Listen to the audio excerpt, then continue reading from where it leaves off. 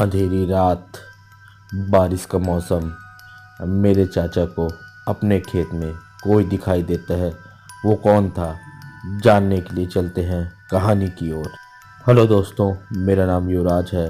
Headphone लगाइए और बढ़ते हैं कहानी की ओर। बारिश का मौसम था और काली अंधेरी रात थी।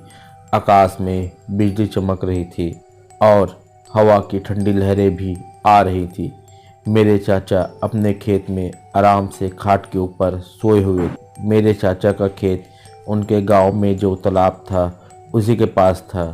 बारिश की वजह से पूरे तालाब में पानी भरा हुआ था और खेत में घास थी वो भी बढ़ गई थी। खेत में चाचा ने भैंसों को बांध रखा था। उस खेत में आम के 10-15 बड़े बड़े पेड़ थे।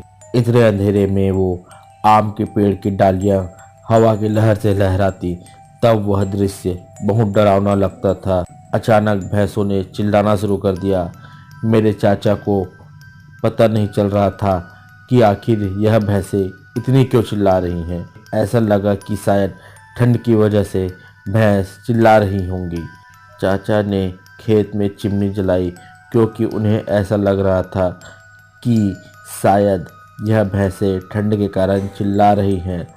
चाचा ने जैसे ही चिमनी जलाई कि उस चिमनी के उजाले में उन्होंने देखा कि उस खाट पर कोई बैठा है, लेकिन चाचा को पता नहीं चल रहा था वो कौन था। चाचा थोड़े आगे अपने खाट की ओर जाते हैं और देखने की कोशिश करते हैं कि वो कौन है। थोड़ा आगे जाकर देखने से मेरे चाचा को पता चला कि वो कोई स्त्री है, लेकिन अभी भी मेरे चाचा को वो पता नहीं चल रहा था कि आखिर वो स्त्री कौन है। इतने अंधेरे में चाचा को डर लग रहा था। डर की वजह से उनका शरीर भी कांपने लगा था। ऊपर से आकाश में बिजलियां भी चमक रही थी और उस समय का जो वातावरण था बहुत डरावना था। मेरे चाचा वैसे तो बहादुर थे, लेकिन आज उन्हें भी डर लग रहा था। चाचा को ये बात भी मालूम थी कि डरने से कुछ नहीं होगा, इसलिए उन्होंने डरने की जगह इस परिस्थिति का सामना करना तय किया। चाचा ने एक बड़ी लकड़ी अपने हाथ में ली और वो थोड़ा आगे खाट के पास गए। वो खाट के पास जाकर गुस्से में बोले, कौन हो तुम? तुम्हें क्या लगता है कि मैं तुमसे डरता हूँ? सच तो ये था कि चाचा सच में बहुत डरते थे। चाचा का ये गुस्सा देखकर वो स्त्री खड़ी हुई और बोली, क्या तुम सच में मुझसे नहीं डरते हो? चाचा ने थोड़ी हिम्मत दिखाई और कहा कि यहाँ से चली जाओ, वरना तुम्हारे लिए अच्छा नहीं होगा। वो स्त्री बोली, अब तुम मुझे मेरे ही घर से निकाले गए। यहाँ पर तो मैं कई वर्षों से रह रही हूँ, यहाँ तक कि मेरा बचपन भी यहीं गुजरा है, घर है मेरा। ये सुनते ही चाचा का डर और गुस्सा दोनों ही शांत हो गए। चाचा को अब लग रहा था कि मेरे सामने जो औरत खड़ी है मैं उन्हें पहचानता हूँ। फिर भी चाचा सोच रहे थे कि आखिर कौन है यह औरत। चाचा ये सोच रहे थे कि अगर मैं इसको जानता हूँ तो इस वक्त इतने भयानक रूप में क्यों है। अचानक चाचा को याद आता है कि ये तो जया है। जया मेरी बड़ी बहन है। बचपन में मैं और जया साथ में खेलते थे और साथ ही साथ खेत का काम किया करते थे।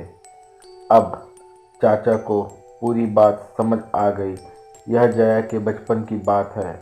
जब जया 15 साल की थी तब वो इसी खेत में एक दिन कुछ बच्चों के साथ खेल रही थी और वो खेलते खेलते एक डाली से दूसरी डाली पर छलांग लगा रही थी।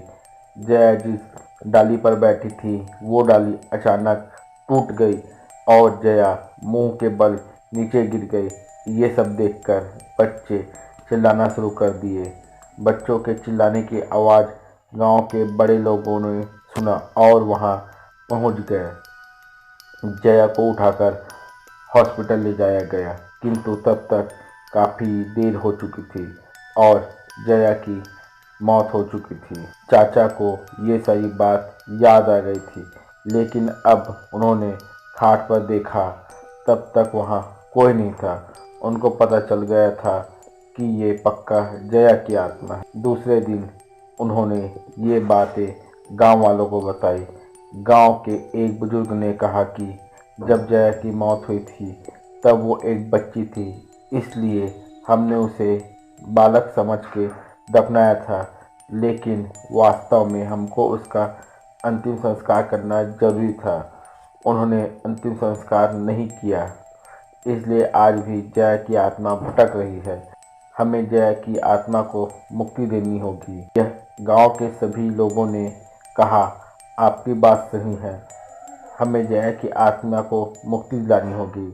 चाचा ने तुरंत ही जया को जहां दफनाया था वहां से निकाला और चाचा ने जया के शव का अंतिम संस्कार कर दिया और जया की आत्मा को शांति दिलाई। कहानी सुनने के लिए आपका बहुत बहुत धन्यवाद। इस वीडियो को लाइक शेयर सब्सक्राइब करना ना भूलें।